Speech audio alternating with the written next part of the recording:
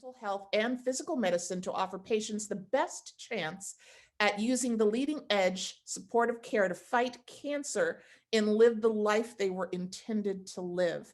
Dr. Sheba Roy, thank you so much for being here today. I know that you can offer some input on some of the new alternative medicines right now that are addressing addressing patients. Thanks, Sabrina. Can y'all hear me? Sabrina, can you hear me? I can hear you perfectly. Beautiful. So that's true, and I really appreciate that introduction. Do you want me to launch right into what I'm talking about? Please. Okay. So as Sabrina said, my name is Dr. Roy. I'm boarded in supportive care for cancer patients.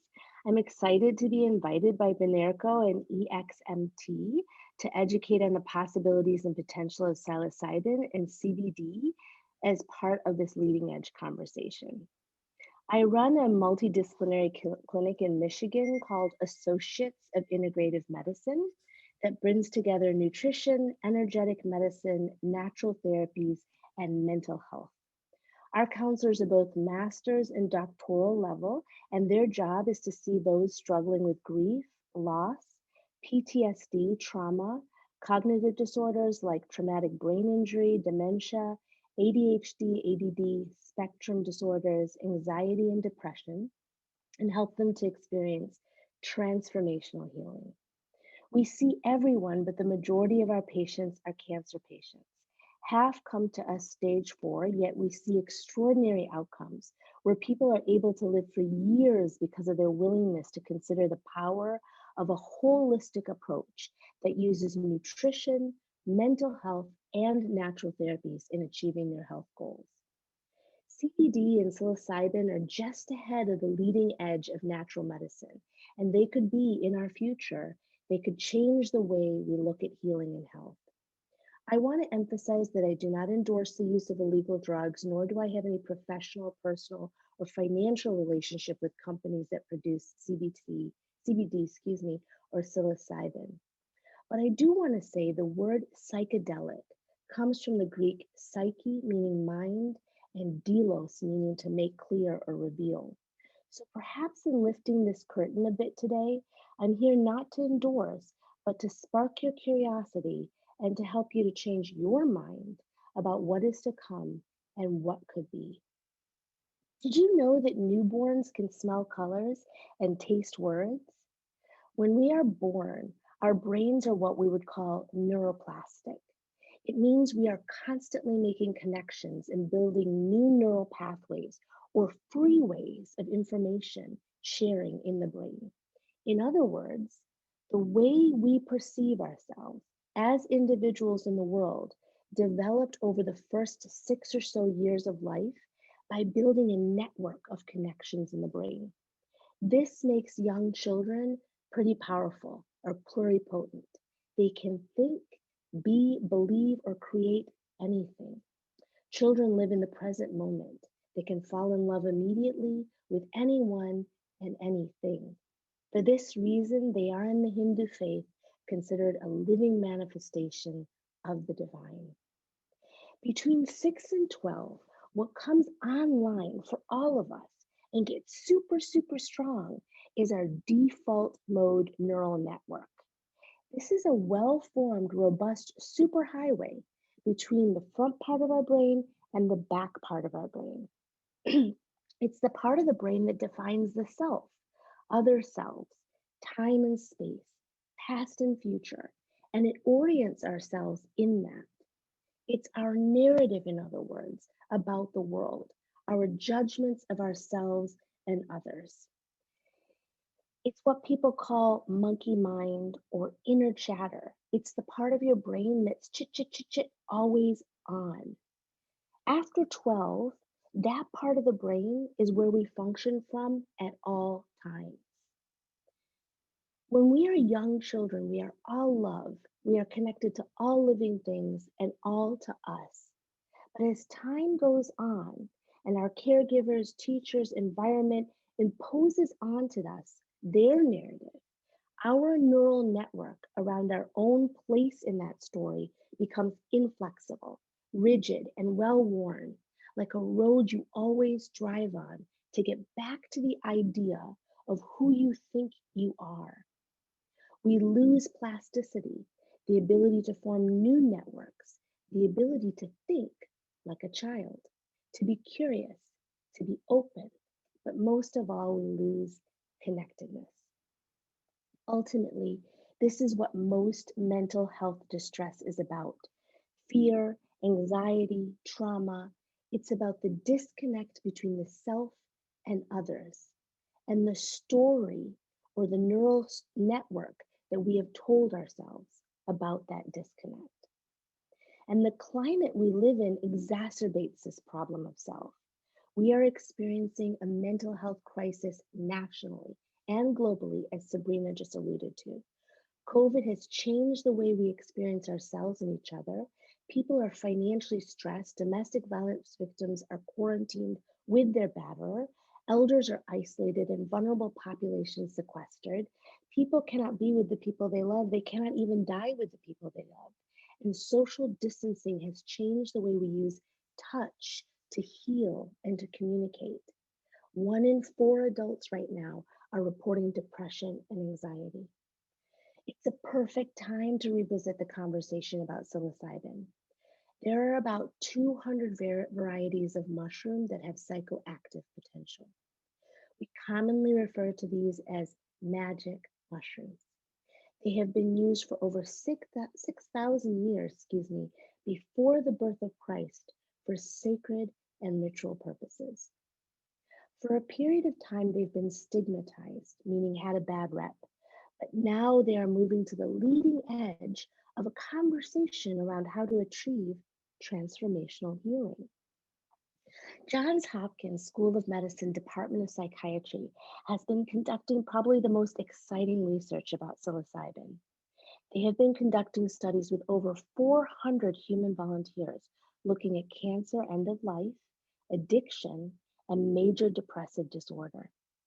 They recently received $17 million as a grant, which reflects the quality of their research. And their data is nothing short of groundbreaking. After 1 dose of psilocybin, 80% show clinically significant decreases in anxiety and depression. 6 months after, 70% called it one of the top 5 spiritually and emotionally significant experiences in their lives. This is following 1 dose of a drug that lasts 6 hours and has had no reportable adverse events. That preliminary data, if it bears out, has the potential to change the way we think about drug management in mental health. So, why does it work? Psilocybin binds to a group of receptors in the brain, those are doorways, called 5-HT2A serotonin receptors. You don't need to remember any of that. All you need to remember is they are a different set of receptors than antidepressant drugs currently target. So when psilocybin binds to these receptors, it dramatically reduces blood flow to the default mode neural network. In essence, it suspends it. And a recent study looking using fMRI, which is a type of image that can measure blood flow in the brain, suggests that 1 dose, temporarily, with no injury to the brain, presses pause, boop, on the narrative, the story you've told yourself about yourself, the rumination, the monkey mind. And instead, it directs flow to other parts of the brain that are not used anymore as an adult, parts of the brain that we forgot and left behind in childhood. It's a reboot of that default neural network. This flow to other parts of the brain awakens neuroplasticity and results, do you remember that word neuroplasticity, meaning new pathways, new freeways in the brain? And it results in what people commonly call a trip. But a trip is actually a journey into your brain's subconscious or unconscious mind. This journey, when conducted in the right setting with the right therapeutic guides, results in a temporary 6 or so hour loss of story, loss of narrative, loss of a sense of self, past or future, loss of time and space, and instead What is perceived and experienced is a connectedness to all living things, to all of life, to primal love, to the divine. Regular individuals are able to experience and see what poets, prophets, mystics, spiritual athletes, and frequent meditators see, that the material world that we live in is a construction, not reality, and that we are not our bodies, but instead our consciousness connected to one consciousness. We are our souls. Now, I can say this and say this to you, but it's a very different thing to experience it. I whisper it and whisper it to my patients, but it's a very different thing to experience it. This visit with the divine can be uncomfortable, disturbing, joyful, weird, but what results when the drug wears off and the default mode neural network is back online is a conscious person who remembers God.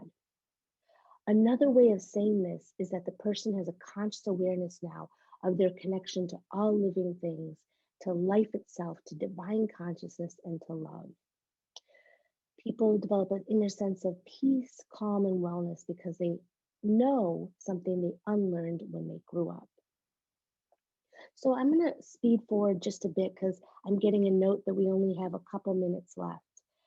Love is actually a driving force or a principle behind how we practice medicine at Associates of Integrative Medicine. Associates of Integrative Medicine, it's in the tagline of my video there. It's aimnatural.com, A-I-M natural.com. And if there is a magic in mushrooms, it is this love. The most impactful healers in medicine understand that to heal is to love, and to love is to heal, and that without it, medicine is less effective. Modern pharmacology is a blunt tool. It can be remarkably powerful. For the example, the use of IV antibiotics for sepsis. But it's simply that, a tool. And as clinicians, we often forget that we need more than a hammer to build a house. We need a nail. We can talk and talk to patients, but depression is a vexing problem and it can be treatment resistance. There's a conflict between the person's core beliefs and how they're living life. And there's a persistent and pervasive idea inside of themselves that they are disposable, unworthy, and unloved, reinforced by that narrative and relived moment after moment by the default mode neural network. After one dose of psilocybin in a structured setting in the Hopkins study, 6 months after the session, 72% of people with major depressive disorder were improved and 50% were in remission. Patients describe a greater sense of compassion, the ability to offer forgiveness to others, and more importantly, the ability to forgive themselves. These kinds of preliminary results, if they are continued to be seen over time, signal personal transformations that can result not just in the healing of self, but by extension, the healing of a broken world. So Sabrina, I see you coming back on and I didn't have time to highlight CBD. Do you want me to keep on going or do you want to take over? No, why don't you take a minute to highlight CBD? Okay, let's talk about CBD. So at this time, psilocybin is not legal in the state of Michigan where I practice, but another natural therapy, CBD, is. Cannabis sativa, has gotten a lot of recognition lately. Cannabis has two strains or daughters. One is THC and the other is CBD. The THC strain is the one that we refer to as marijuana. CBD, on the other hand, has no psychoactive or hallucinogenic effects and has become popular as an anti-anxiety, anti-pain, anti-inflammatory drug. Because it's a whole plant, it has an entourage effect. There are at least 100 parts that act together to balance each other out, enhance each other's effects, and help each other to shine. That plant is a tiny ecosystem in and of itself. Like a fine wine, it has a personality with flavors and textures. So when we ingest whole plants, we experience slow, gradual impacts that are long lasting and gentle. In end of life cancer care, there are a lot of symptoms that we hope to do a better job of addressing. And perhaps some of you are struggling with these: pain, nausea, anorexia, anxiety, sleeplessness. Anorexia means not having an appetite. There is currently a multi-center randomized placebo-controlled two-arm parallel trial. All that means is a good trial, looking at escalating doses of oral CBD to reduce these symptoms. This groundbreaking collaboration is attempting to standardize dose and indication for use. Why does this matter? Why does any of this matter? The current pharmacological drugs that we have for anxiety and depression, they have limited response rates. They have a lot of side effects, and they also don't necessarily work over a period of time. They create a dependence without a benefit. However, CBD targets a different set of receptors in the brain than those drugs, and they can help us support our immune system, regulate our behavior. I'm going to wrap it up, Sabrina. So I'm going to say CBD is just ahead of psilocybin in terms of our ability to offer it. It's really important to get natural therapies that are safe, evidence-based, and play nicely with your conventional therapy. I want all of you to check us out at aimnatural.com and look at how we are looking at institutions and organizations that can use these therapeutics safely for patients. Um, Powerful plant medicine can achieve with few adverse effects, even in single doses, long-lasting effects that bring about peace, freedom from pain, and increase in pleasure. And pharmaceutical companies are just a few steps behind. You Companies know, like Minerco and EXMT are hosting this discussion and generating a conversation that ultimately may result in transformational healing for many. And for our practice, we hope to draw patients into a system that helps them to do the same in this life and beyond. Thanks, Dr. Sabrina. Roy, thank you so much. It's incredibly insightful. I've often wondered why we couldn't medicate patients out of trauma and some of the things you listed, instead of sort of just talk therapy, which is an incredible, powerful tool. And that's one of the reasons I'm so proud of the company Minerco. I think what they've done is amazing. And tonight's program notwithstanding, I'd like to take a moment to introduce the COO of Minerco, Mr. Byron Beckwith, also a Michigan native. Mr. Beckwith, could you tell us a little bit about what Minerco is doing this evening and what the company is going to be doing overall focused on psilocybin? Okay, can we hear me? Yeah. Okay, awesome. Uh, First of all, thank you, Dr. Roy. That was very insightful, and I appreciate you being on our call. Um, First of all, let me say, wow. When we put this together, we were expecting maybe 40, 50 people. We have close to 500 that are on this call. Well, at least we're registered. So that is awesome. In a matter of time, I'm going to have to hurry up and get through this because there are some other people that we do want to give time. Well, first of all, welcome to our first Shroom Zoom. We will be showing, excuse me, This is a Life on CNN. And this is being brought to you tonight by my company, Minerco, and Anything Technologies Media.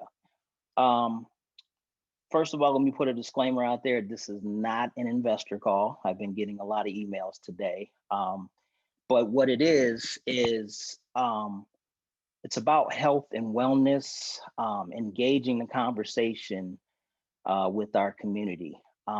We are excited about the presentation. It kind of is in line with what we are all about as a company.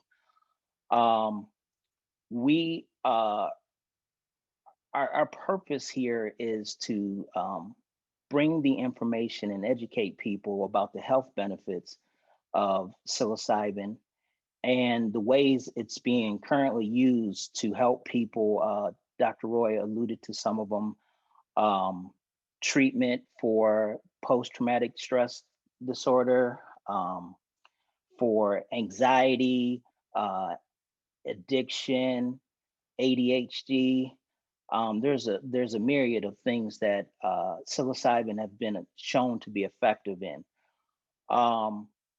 This is, you know, personal for me because I'm new to Minerco, just recently being added to the company, and my segue into this was actually um, my attempt to help my son. Several years ago, my son was suffering from autoimmune disorder. Um, we had tried everything. He went through several surgeries, several doctors, and for all the doctors, all they wanted to do is to give us a medication that he would be on for the rest of his life. At 19 years old, I just wasn't able to accept that as that being an option. So I researched and turned to some alternative methods, which turned out to be cannabis. Um, the one thing that I was probably like most people, I was a little conservative when it came to stuff like that. Um, but it worked. After a few months, his symptoms went away, and I'm happy to say that he's been symptom free for the last 5 years. Um, in my research, that's when I first got exposed to psilocybin. So um, we here at Minerco, our priority is health and wellness, and the technology such as blockchain um, to help ease the service for all of us in this community. This month actually marks the 1 year anniversary of the Minerco that you know now. Um, 2019 of last December, CBD acquisitions acquired um, controlling interest in Minerco.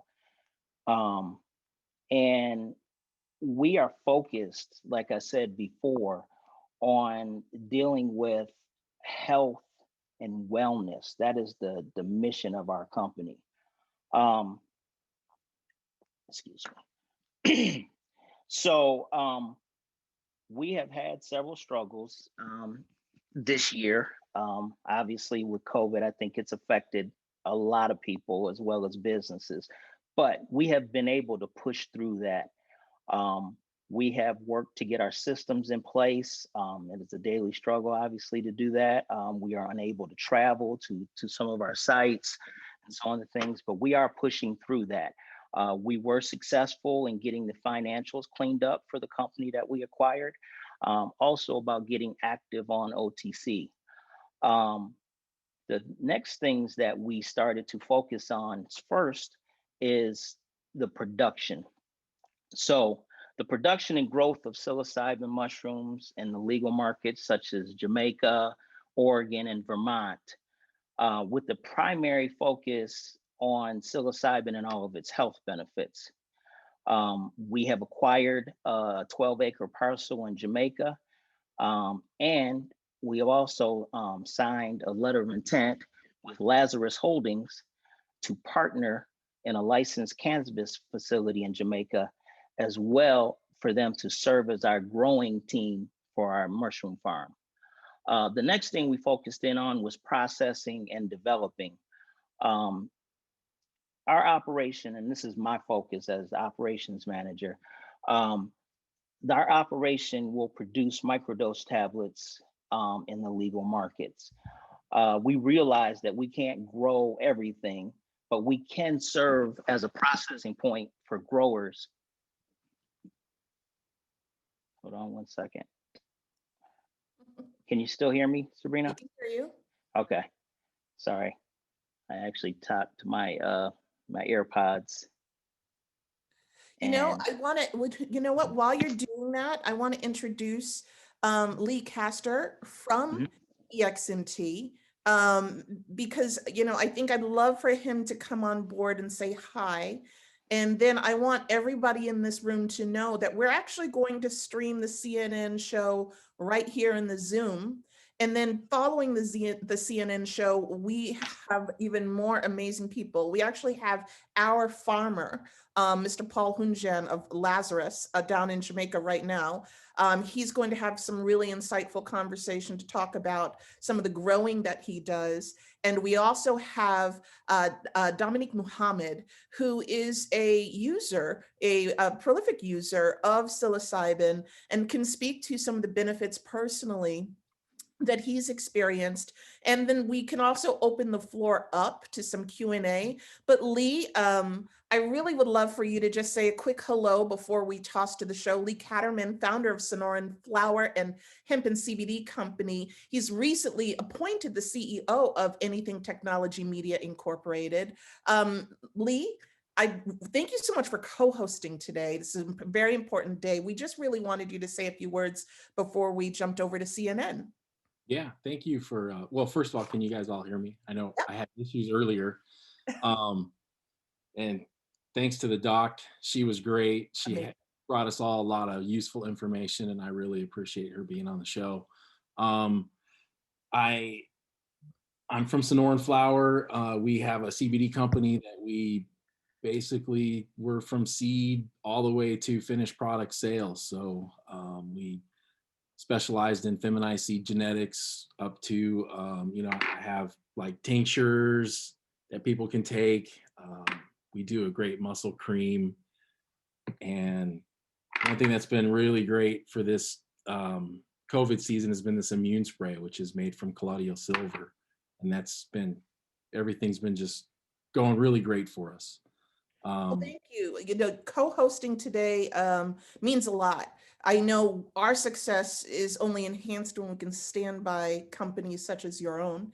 So if you don't mind sticking around after the screening as well, Lee, I would love to talk more also about what you guys are doing with the CBD and the hemp in your space, because I will tell you that cream has saved my Achilles. So I appreciate it.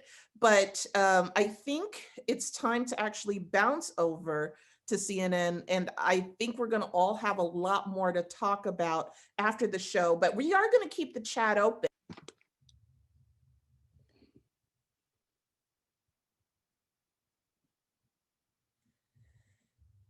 Lee, are you there? I'm here. Can you hear me? Yeah, I can hear you. Can you hear me? I couldn't hear you. Oh, can you hear me now? I can hear you now. All right. What do you think so far of the CNN show? It's interesting. Yeah, it is. So tell us a little bit more during the commercial break what you're doing in the CBD space. So the CBD space, we make a full line of retail products, from tinctures, muscle creams, distillate, just anything that has to do with CBD. We're also doing some research projects with the U of A and ASU. So there's a few things on the horizon that we're working on.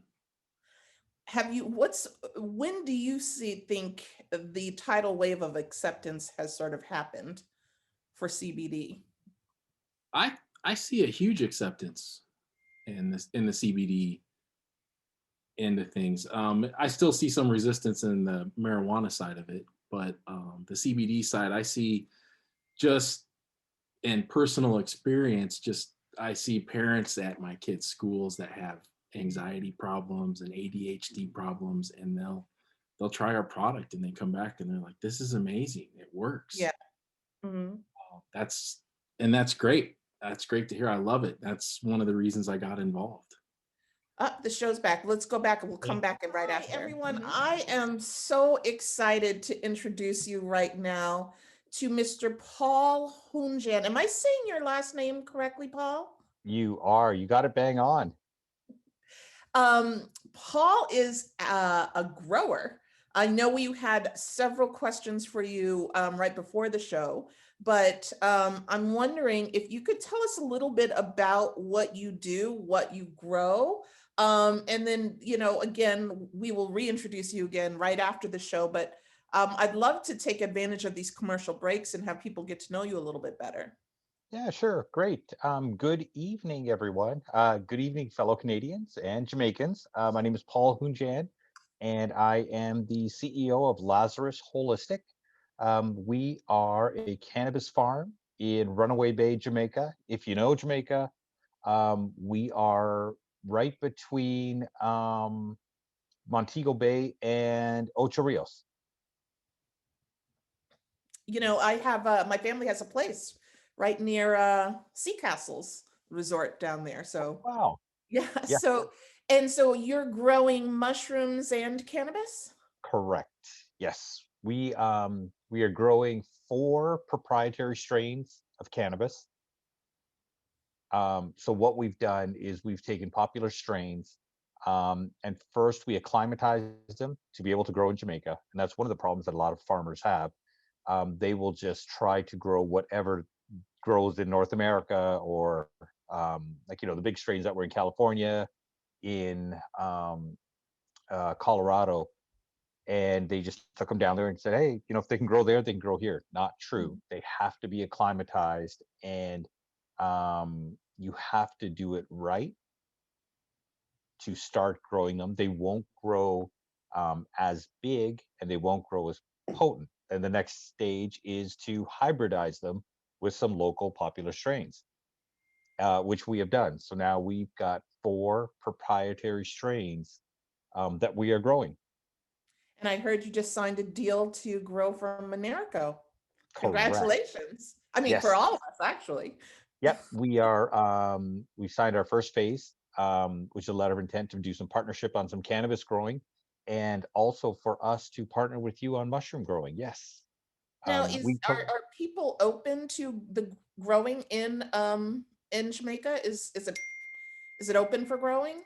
Yes. So there are only 2 countries in the world where um, there is no legislation against psychedelic mushrooms. Jamaica is one of them, and Brazil is the other. What an amazing segment right before we come back to you. Um, Well, so it's go ahead. I'm sorry. I was going to say, and I think this is why I really like our partnership. When you look at Minerco and you look at Lazarus, we're both focused on the embetterment of health. And it when you look at cannabis and you look at mushrooms, it's just a component of it, but it's a key component of it. It's the mind. And if you have um, a better mind or a clearer mind, it helps you with your body.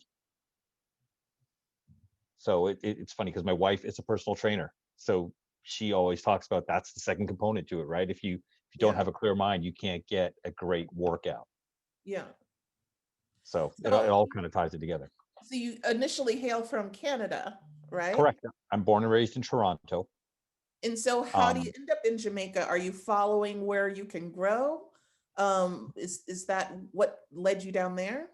well, it's interesting. So my wife is Jamaican, and my wife was born and raised in Jamaica, and she has known my business partner Charles for a very long time. She's known Charles since she was like 12, 13 years old. And Charles has always been into um, uh, cannabis, and more so into cannabis in Jamaica, and being in Toronto, and being very familiar with the Caribbean community in Toronto. Um, you know about cannabis, Yeah. and I've always wanted to live in the Caribbean, and it's interesting, especially for people up in the Northeast. You Mhm. work to live. You don't live to Live work, to work. Yep.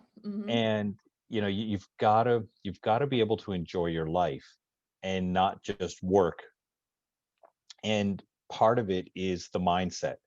Yeah. So when we moved down to Jamaica in 2004, I was in a different industry, but we all started getting familiar with just different natural remedies, because Jamaica's not, Jamaica's the stereotype in Jamaica is cannabis, right? Yeah. You always think the best weed comes from Jamaica. Bob Marley. And yeah, well, there you go. And there are so many other natural remedies, like all the Jamaicans on the phone or on Zoom will tell you about, you use Cersei tea for certain things. Mhm. People will yellow yam and they'll feel better. So there's always different things, right down to white rum. Yeah. So, when you're down there, you learn about how to use natural products to better your life. I think And that's amazing. Yeah. yep. I think it's amazing. And like how many mushrooms do you have to grow? Like what's the growing capacity to yield like a microdose? Does that come from like does one mushroom yield many doses? No, so um, y- a gram. So if you needed about 200 I am. grams, So it would I depend on. wanted to talk to you about, the equipment. You guys are in the process of getting the equipment for the microdosing. That's where we left off. Can you hear me? Yes, I can hear you. I can Oh, hear you. okay. So So yeah. within our current facility right now, we can grow and dry and produce about 8 pounds every cycle. That's what we're doing right now, and a cycle is about 6 weeks. You can double that just in our existing space pretty quick, so about 16 pounds. We were talking a little bit about microdosing. He was talking about it being about 200 milligrams a microdose, which will last you about 3 days. So 8 pounds is a lot of mushrooms, but with the space, we can easily get up to hundreds of pounds within our existing land. Um, and the benefits of Jamaica, again, it's economies of scale. It's not difficult. It's not expensive to build and expand your facilities. Um, and then the other thing is where you look at where our facility is, it's absolutely beautiful. So we've got the capacity, we've got the space. To get the equipment there is not difficult. That's amazing. That's Hmm. amazing. And Yeah, it's Byron, are you here? I am. So, tell us a little bit about where Minerco is going with the production aspect of this and what we're hoping to be able where we're about to be.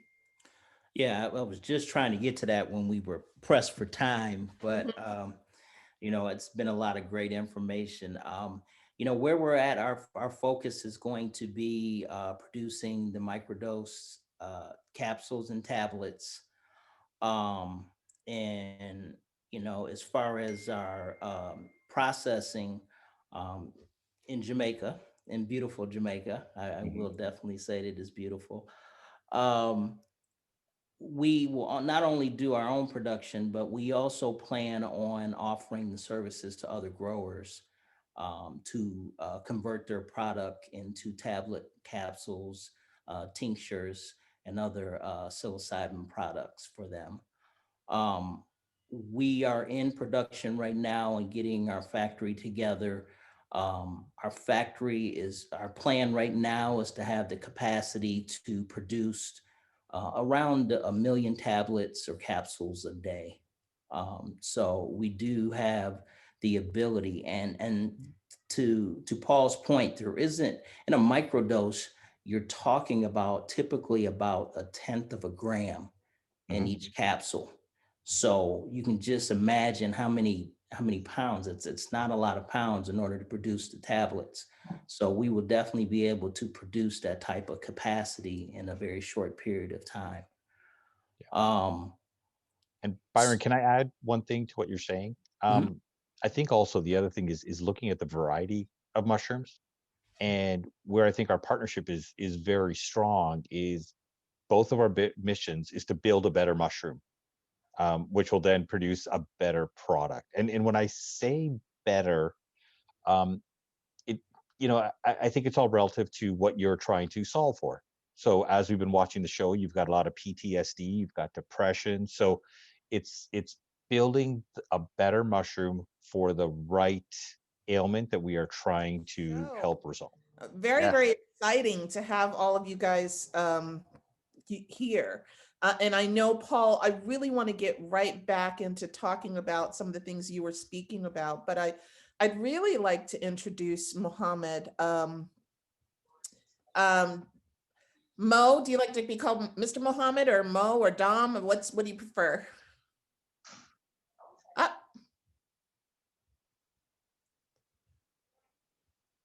can't hear I'm you. sorry, can you hear me? Now we can.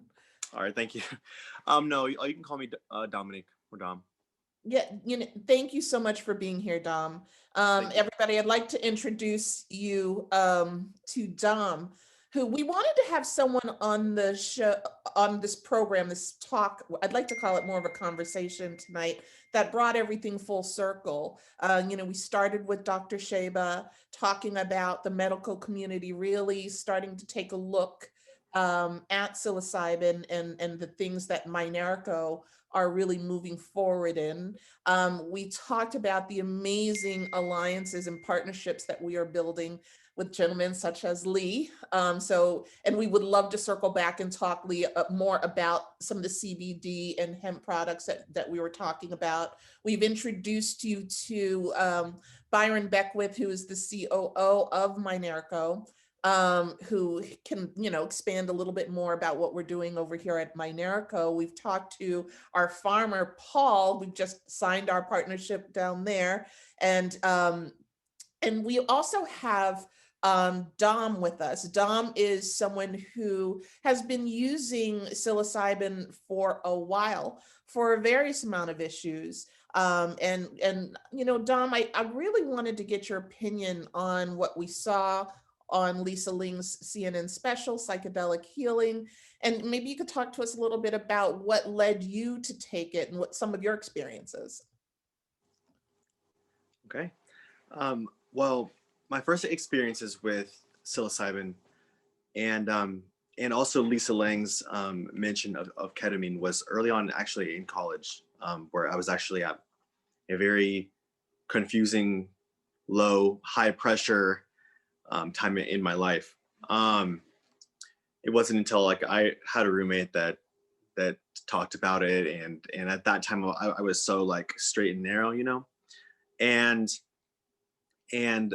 but it wasn't until I actually had an episode where my depression actually led me to a very, very dark place that thankfully I'm not currently in, or else I wouldn't be here. But he introduced me to psilocybin and in a capsule. And honestly, after that first one, my whole kind of like world kind of opened up. I know it sounds kind of like pretty like prolific, but it was just it happened that way. But the best way that I could describe it is like when you are living life and going through all of these stressful, traumatic events, it's so common for us to just like push them to the side and get through to move forward to the next objective or goal.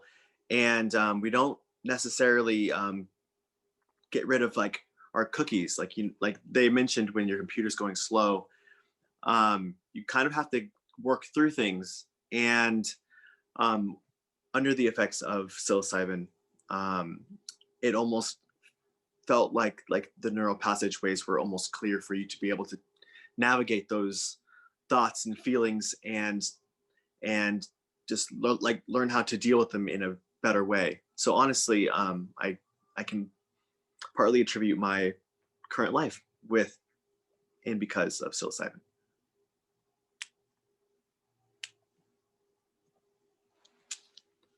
I can't hear you. Sabrina's mute. There we go. Yep. Oh.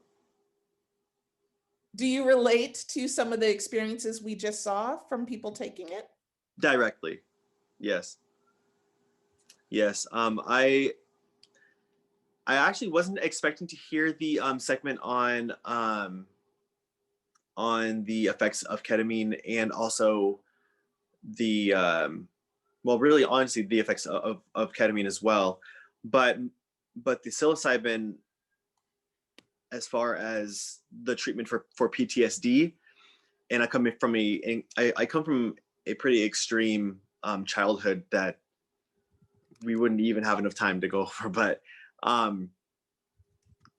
I would definitely, and it has been looked at as PTSD from my childhood that I wasn't actually able to work through until I was an adult, which many of my habits have formed, and psilocybin has helped me through that.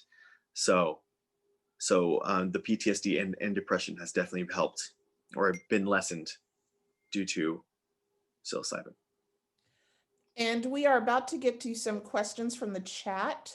So if you guys could start bringing your questions more current to frequently to the chat. But if you could, Byron, if you could tell us a little bit about where we're opening in the US to produce these 1 million tablets. So I've seen that in the chat a couple places. Need to make clear that psilocybin is legal, only fully legal in Portland, Vermont, and obviously in Jamaica where our facilities are. There is the difference between being fully legal and being decriminalized. Um, we are looking to move into the markets in which it's decriminalized, Ann Arbor and places like that. But it is fully legal in Jamaica, which is where our operations are. So. And you guys are fortunate enough, we have all of our speakers back here to take some questions. I see some of the questions that are popping up is, do we have an estimate on production and timeline? Well, as I said in the beginning, this is not a investor call, so I'd have to make those statements obviously into the whole uh, our whole group of investors. Mhm. I wanted to give as much information as I could when I was doing my presentation. Our first step was signing our agreement with Paul to get started, and we're looking, as I said before, we've had some delays with COVID and we have pushed through that. And thankfully, we are in the first steps. First quarter, that's obviously just weeks away. Our plan is to be full steam ahead with all of our operations. We had to get everything in place first, but we're looking 1st of January to get started. Dr. Roy, one of the questions we have in the room for you is, as you have experience in the cancer field, have you ever seen, or is it possible, do you think, for psilocybin to be used to treat cancer? Have you heard of that? So can you hear me okay, Sabrina? Yes. So psilocybin is not being used to treat cancer per se. However, cancer is an illness where people are forced to ask the questions, who am I? Why am I here? Is there a God? Is there an afterlife? What happens next? And sometimes those questions come too early. People can be young and be facing a fatal illness. So they're at that crossroads. And when you're at that crossroads, there can be profound fear, anxiety, and even the cancer journey itself brings up PTSD for patients, as Dom just spoke about. Um, PTSD means in your present life, you have something that brings up trauma from your past. So that that default network that we talked about can be really strong and over functioning. And it helps, it kind of interferes with patients' ability to fight the disease. Having hope and having faith in your future, being able to harness the power of your mind is really important in prognosis. In fact, studies show that a good mental attitude, for example, with meditation and guided visualization, lowers side effects from treatment by 26% and also increases your length of life.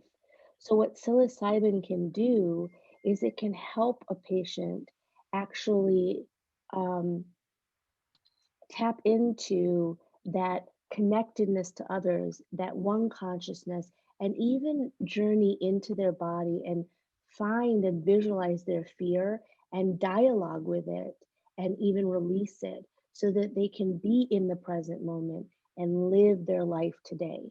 Because we really don't know what we have tomorrow. This is our life right now, this moment. That's all you have. That's true for all of us. And cancer patients are constantly afraid of tomorrow. And so, Lee, obviously, CBD is seeing, like you said, during the show on the commercial break, we're seeing a huge movement right now in the CBD area, still some resistance around hemp. Um, you know, how is the education process? What have you found to be some of the most potent education process to help sort of get people open their mind to some of these alternative medicines?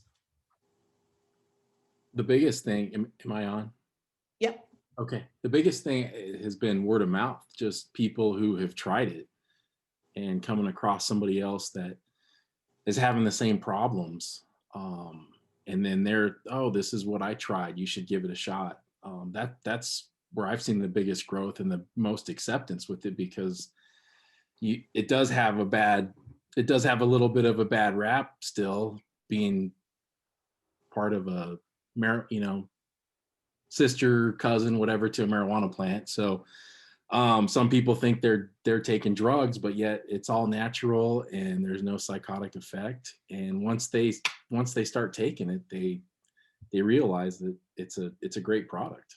It's true. My mother turned 87 last month, and she was taking a couple of Advils a day for some pains that she was having. So I got her to try some CBD gummies, which she will not admit to the rest of my family. She will now, everybody will know, but she won't. She's like, I don't want them to know that I'm taking the CBD.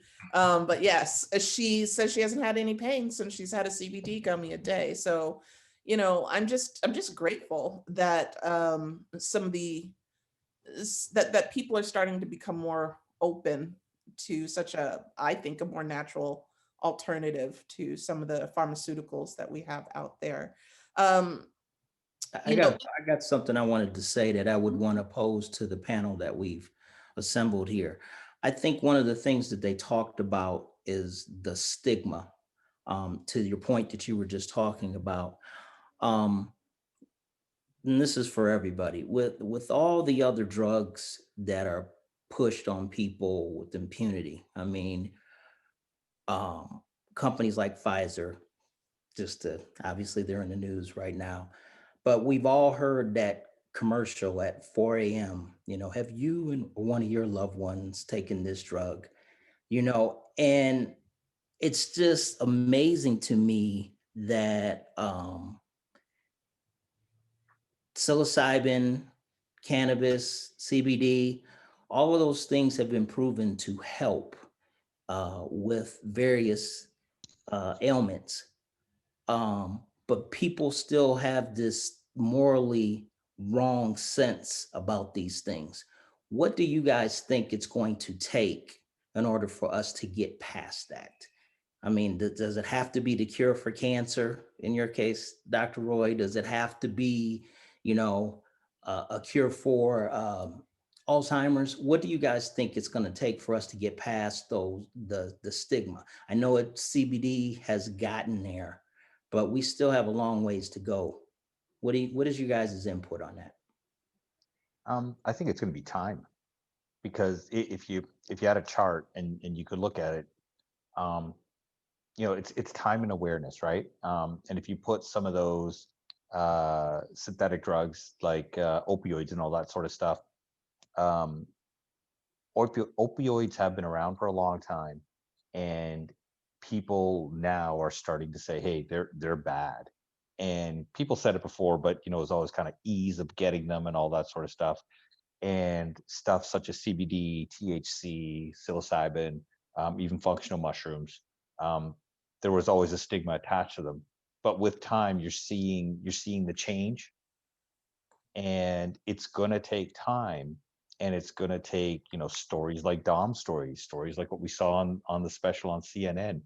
Um, and it's going to take stuff like that to kind of change it, and you'll see you'll continue to see natural remedies go up, and you'll see opioids and synthetic drugs start to decline.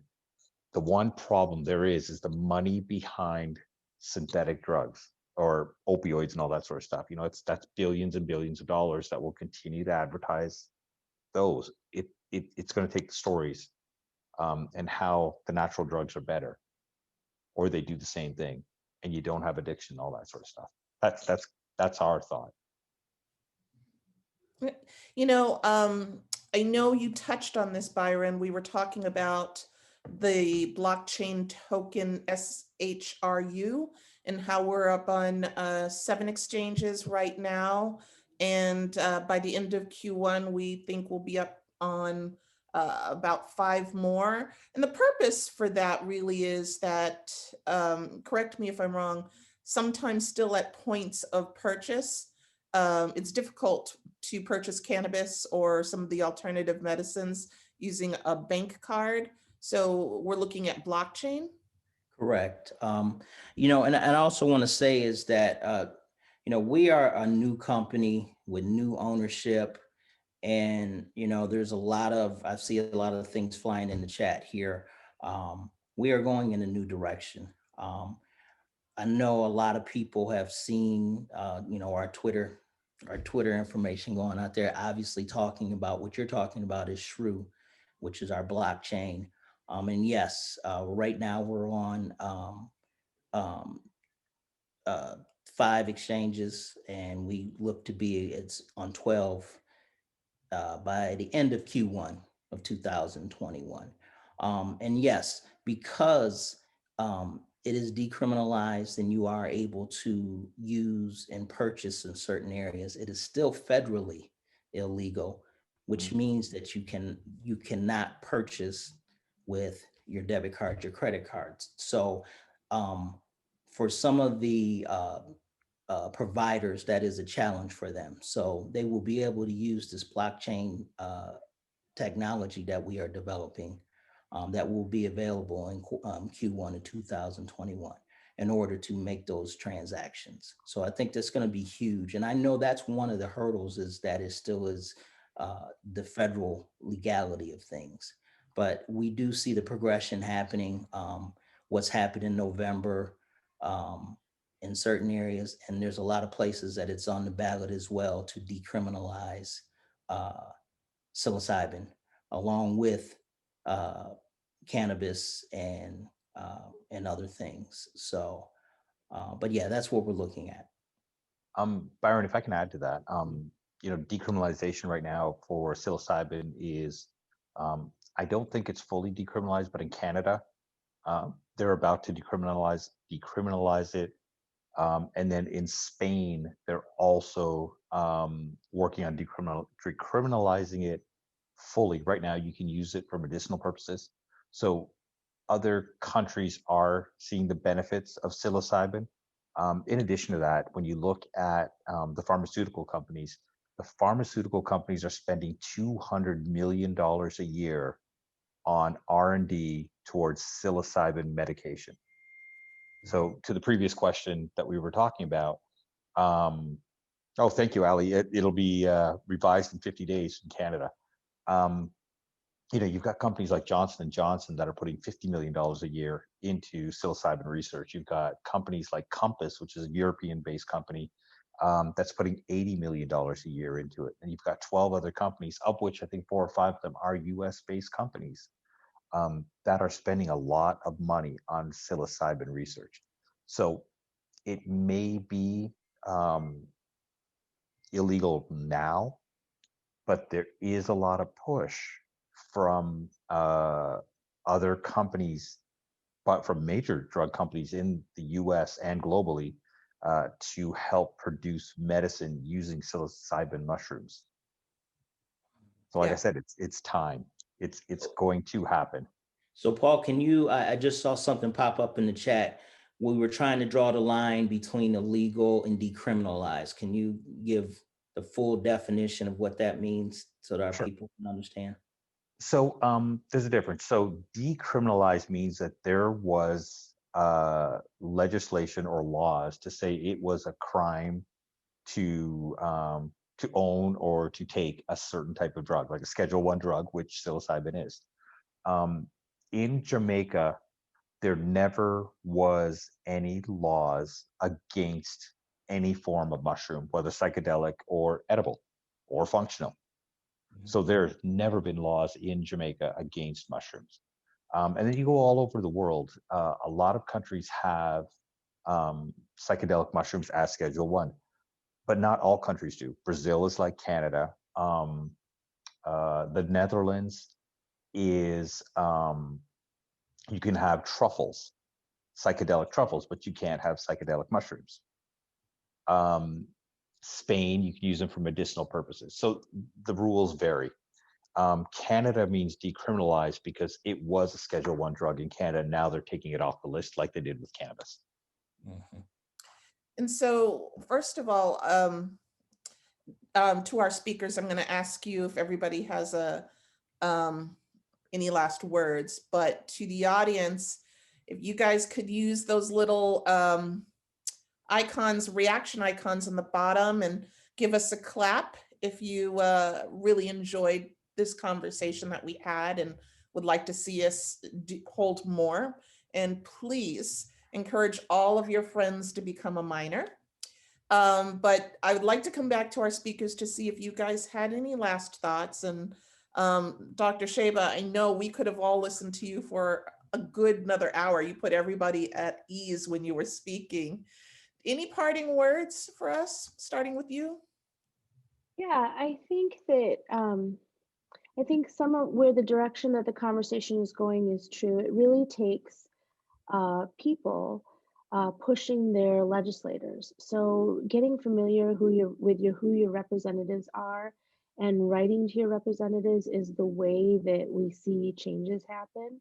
It's true that the pharmaceutical companies are going to jump on the bandwagon, particularly with psilocybin. I think it's necessary to emphasize that psilocybin should be used in the right setting with an attendant or a guide. It's not something that you should be doing on your own. And there's some people who actually wouldn't benefit from it because of their mental health disorders. So it's important to look into that before you use it. And I would just say, you're not disempowered here. You have the power to take control of your health and your wellness. And part of doing that is using all that's available to you. Like I said, you can't build a house with just a hammer. You need the full toolbox, and that includes nutrition, mental health, medicines, and natural therapies. Most of the powerful medicines that we use today, including chemotherapy, are sourced from natural therapies.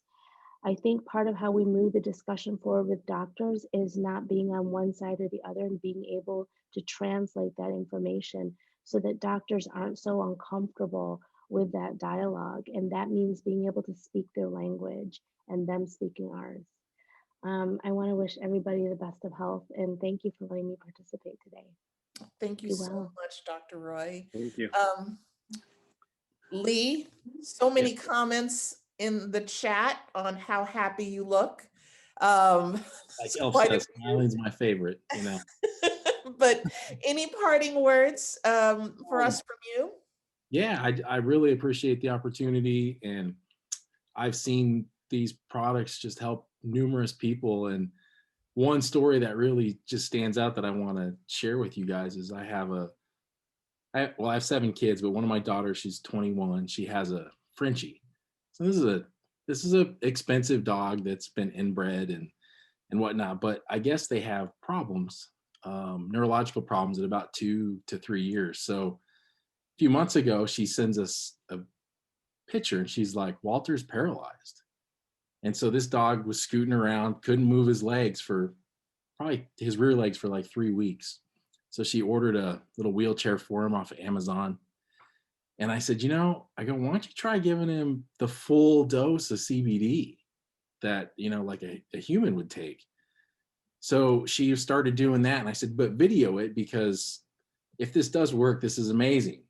So within 3 days, he started walking again. And Aw. so this day he's still walking. He has a little swagger in his step. He's got like the pimp walk, but he's walking, which is pretty amazing. He's So walking with style. I mean, that's just one amazing thing that I've seen CBD do personally, not only for myself, but just other people. And there's 100 stories or 1,000,000 stories like that out there. Well, again, we love standing alongside you. So thank you so much for co-hosting this with us tonight. Yeah, thank you. And Paul, also in the chats, they say you look like the nicest guy. Any parting words that you'd like to share? No, I'm very excited. Like I said, it's going to take time. And Dr. Roy said it. You've got to be very careful with psilocybin, but you can't be afraid of it. And it's talking about it, it's finding the right people that will help you through it. Um, Also, with cannabis as well, right? You've got so many different products, and when I look at cannabis and I read about it and all the stories and all the things people are using it for, it's just the tip of the iceberg.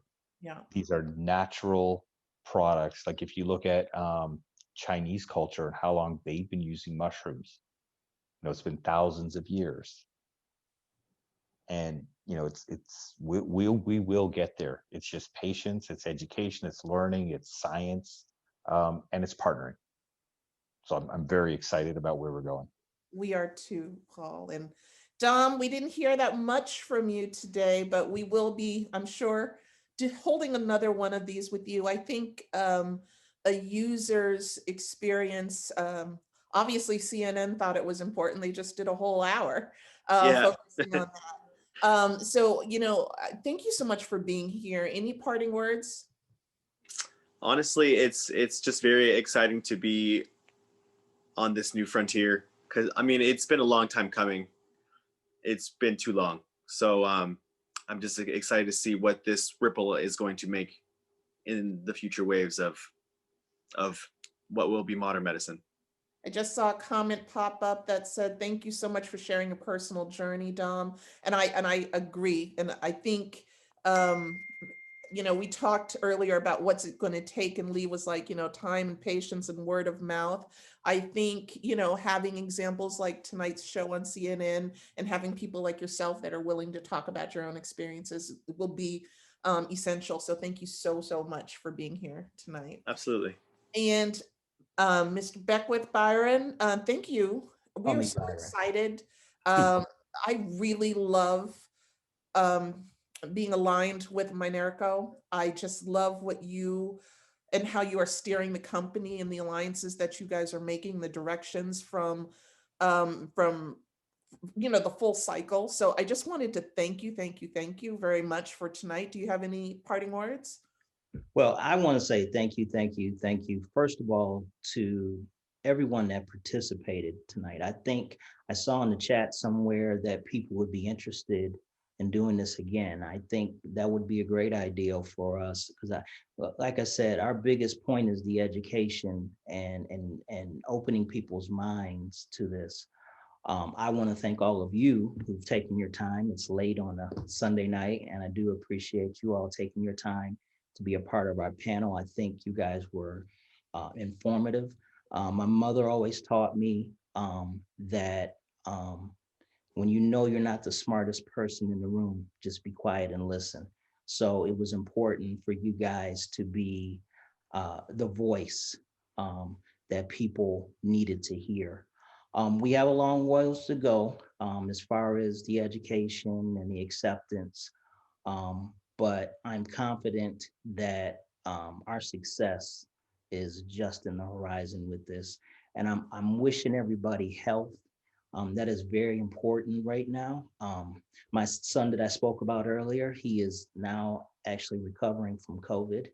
And we can't take our health for granted. And I think that's the thing that's happened during this period of time. It has taught us not to take our family and our friends for granted and not to take our health for granted. And that's why our point of our company is the health and wellness of people.